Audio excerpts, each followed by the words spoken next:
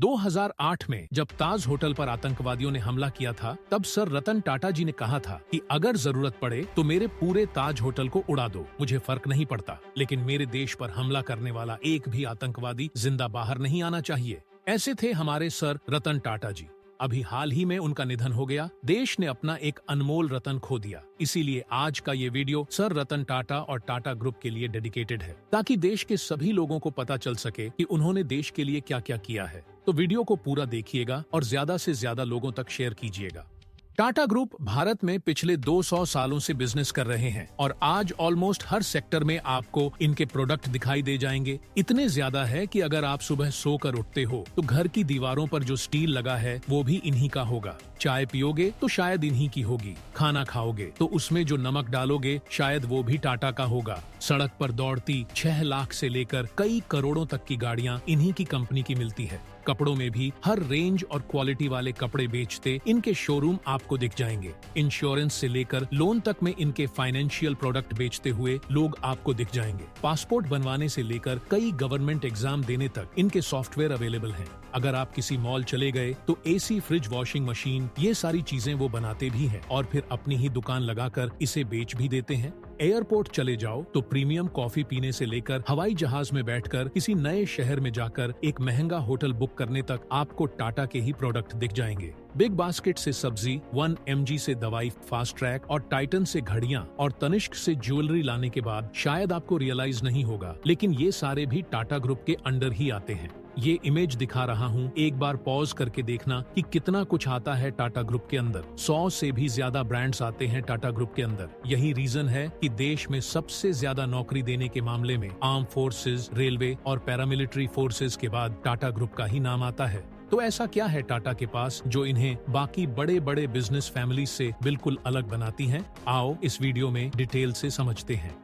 Jamshedji Tata could just as well have dedicated Tata Steel to the nation or dedicated Tata Power to the nation. Tata शब्द इस देश में सेवा से जुड़ा हुआ एक पर्यायवाची शब्द बन गया। I think he's more, what can we do to change India? What can we do to change the lives of people?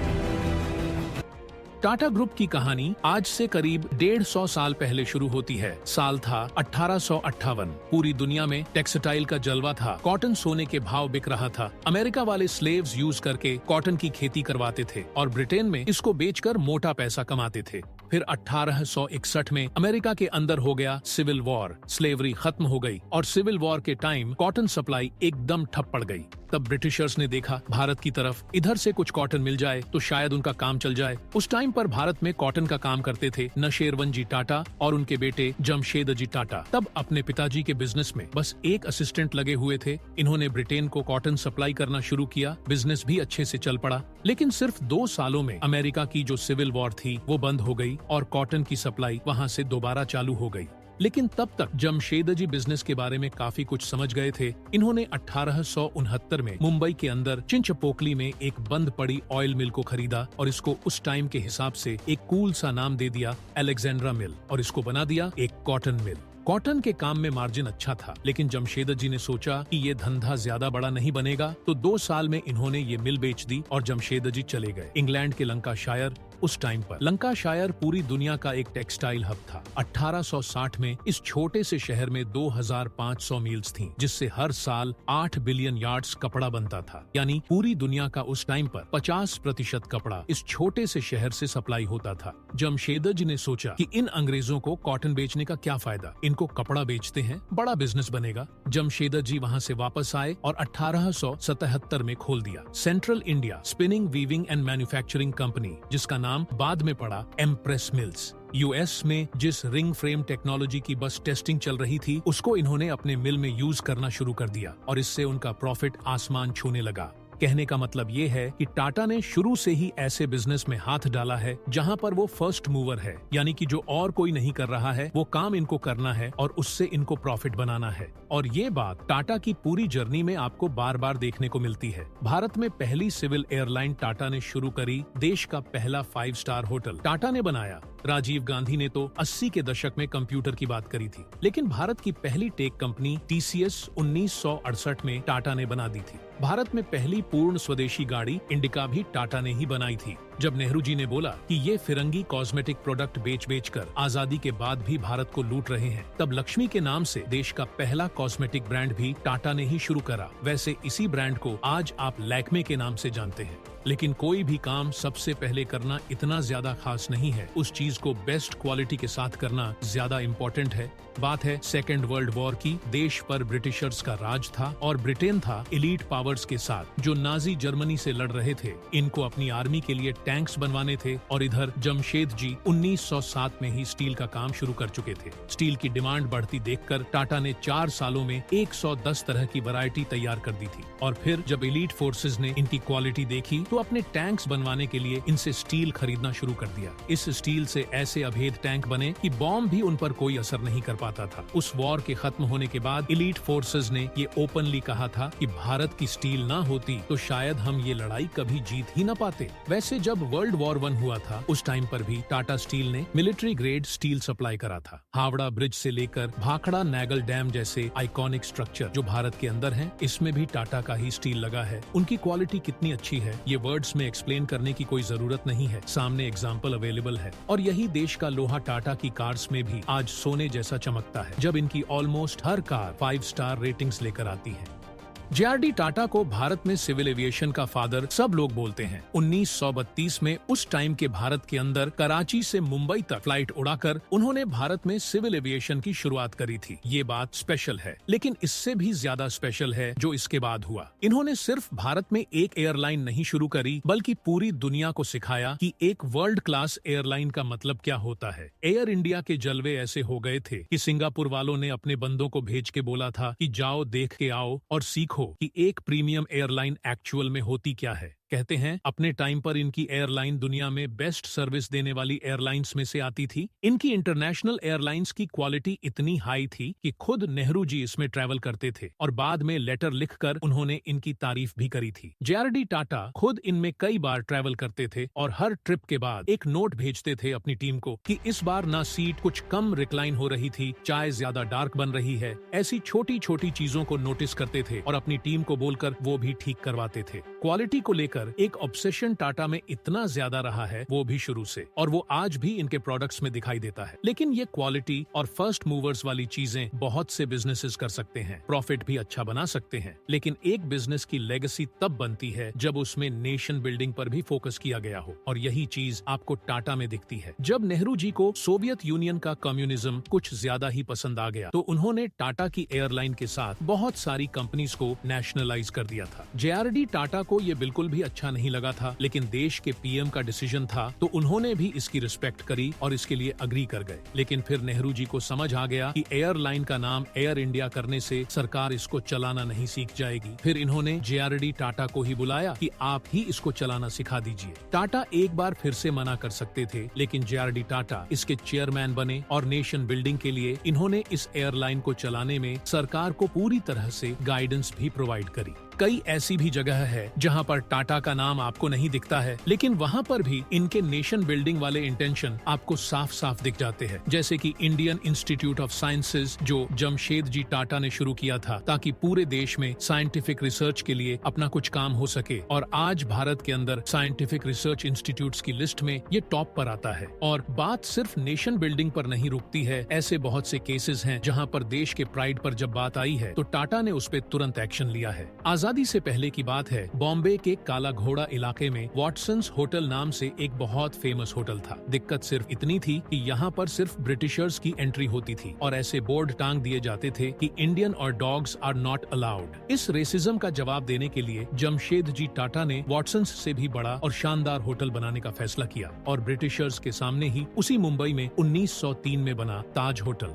इसमें उस टाइम पर इनके 2.5 लाख यूरोज खर्च हुए थे। सोच के देखना ये कितना बड़ा अमाउंट होता है। ये भारत का पहला होटल था जिसके अंदर बिजली आती थी। यही भारत का पहला सुपर लग्जरी होटल भी बनता है। एक और कहानी है जो भारत की पहली स्वदेशी कार इंडिका से जुड़ी है। 1998 में जब ये लॉन्च होती है तो बुरी तरह से फेल हो जाती है। टाटा मोटर्स को बड़े भारी नुकसान होते हैं। इन्हें लगा कि शायद टाटा मोटर्स को बेच देना सही डिसीजन होगा और अपने इसी डिसीजन के साथ 1999 में रतन टाटा पहुंच जाते हैं अमेरिकन कंपनी फोर्ड के पास। वहां पर उन्होंने बिल फोर्ड के पास टाटा मोटर्स को खरीदने का रिक्वेस्ट किया। तब इस मीटिंग में बिल फोर्ड ने रतन टाटा से कहा कि मैं आपकी इस डील को तो एक्सेप्ट कर लूंगा, लेकिन पहले आप मुझे ये बताओ कि जब आप इंडियंस को ये पैसेंजर कार्स वगैरह बनानी नहीं आती तो इस बिजनेस में आप आए ही क्यों? बिल फोर्ड की इस बात से रतन टाटा काफी ह्यूमिलिएटेड फील करते हैं और अपनी डील पूरी किए बिना ही वापस आ जाते हैं। वापस आने के बाद इन्होंने डिसाइड किया कि हम टाटा मोटर्स को नहीं बेचेंगे और अपनी कार प्रोडक्शन कंटिन्यू रखेंगे। इस इंसिडेंट के ठीक 9 साल बाद अमेरिका में एक भारी रिसेशन आता है। News in-depth coverage now on the growing financial crisis. Yesterday, the House rejected the $700 billion bailout plan, sending shockwaves through Wall Street. और उसके बाद सिचुएशन एकदम पलट जाती है। फोर्ड कंपनी जो उस टाइम पे इतने पीक पर थी, उसको बड़ा भारी नुकसान हो जाता है। साल था 2008 का। $2.3 बिलियन के कैश ट्रांजैक्शन के साथ टाटा मोटर्स ने फोर्ड से उसके 2 सबसे प्रीमियम ब्रांड जैगुआर और लैंड रोवर को खरीद लिया। और सिर्फ खरीदा नहीं, बल्कि ये ब्रांड जो भारी लॉसेस में चल रहे थे उनको प्रॉफिट में भी कन्वर्ट कर दिया। और जिस टाटा मोटर्स को रतन टाटा बेचना चाह रहे थे, वही टाटा मोटर्स आज भारत की 3rd biggest car selling company भी बन चुकी है। और ये नेशनल प्राइड सिर्फ टाटा के एक्शन तक ही लिमिटेड नहीं है, बल्कि आप नोटिस करके देखना, बार बार रिपीटेडली इनकी मार्केटिंग और ब्रांडिंग में भी आपको ये दिखेगा। कुछ लोग विदेश में बैठ के कहते हैं कि टाटा को ब्रांडिंग नहीं आती है। शायद ऐसे लोगों को भारत की ग्राउंड रियलिटी का कुछ भी नहीं पता है। आप टाटा के एडवर्टाइजमेंट्स को ध्यान से देखो। नमक नहीं बेच रहे हैं, देश का नमक बेच रहे हैं। चाय नहीं बेच रहे हैं, पूरे देश से बोल रहे हैं जागो रे। इलेक्शन के दिन अगर आप वोट नहीं कर रहे हो तो आप सो रहे हो। चाय मैम, जागोरे.com पे जाइए, वोटिंग के लिए रजिस्टर कीजिए। अगर आप सोएंगे तो ये देश कैसे जागेगा? टाटा टी। इनकी कार भी जब लॉन्च होती है तो सोशल मीडिया में देश का लोहा लोग अपने आप ही लिखना शुरू कर देते हैं और ये बात बड़ी वायरल होती है। टाटा की नेशनलिज्म सिर्फ पेपर पर नहीं है, ये देश के अपलिफ्टमेंट के लिए और गरीबों के लिए टाटा ने लगातार काम किया है। JRD टाटा की जो वाइफ थी, उनकी डेथ कैंसर से हुई थी। उसके बाद उन्हें लगा कि ये बीमारी तो किसी को भी हो सकती है और अगर किसी गरीब को हो गई तो शायद वो इसका इलाज भी नहीं करवा सकते। तब उन्होंने देश में खोला एक वर्ल्ड क्लास कैंसर हॉस्पिटल। यहाँ पर आज भी ऑलमोस्ट 70% पेशेंट का ट्रीटमेंट फ्री में किया जाता है। भारत का सबसे बड़ा एनिमल हॉस्पिटल भी टाटा ने ही बनवाया। टाटा नैनो की लॉन्च के टाइम पर रतन टाटा जी ने खुद बताया था कि उन्हें ये सस्ती 1 लाख की कार बनाने का आइडिया तब आया जब उन्होंने एक फैमिली को स्कूटर में बैठकर बारिश में भीगते हुए जाते देखा था। Where you saw a family on a scooter, the father driving the scooter, little kid standing in front, the wife behind holding a baby, and the first thought was, what happens if they skid and fall off?